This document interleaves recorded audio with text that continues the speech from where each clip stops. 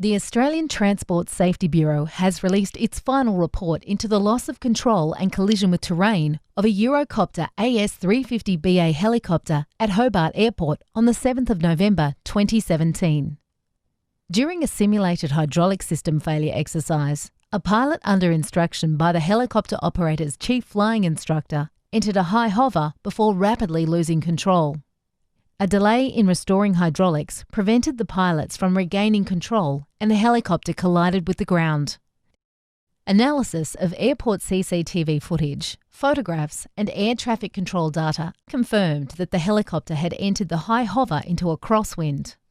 The helicopter's flight manual stipulates that in order to maintain control, following a real or simulated hydraulic system failure, a shallow approach should be made into wind and the helicopter should not enter a hover.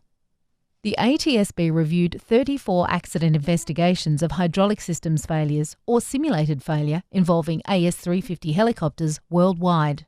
This infographic shows data from 10 accidents involving simulated hydraulic failure during flight training. It indicates that loss of control accidents during training do happen to highly experienced pilots. This and many other similar accidents illustrate that hovering an AS350 without hydraulic assistance can lead to a rapid, catastrophic loss of control, even for highly experienced pilots. A pre-flight briefing was also not conducted, which may have led to confusion over roles in controlling the helicopter as the accident progressed.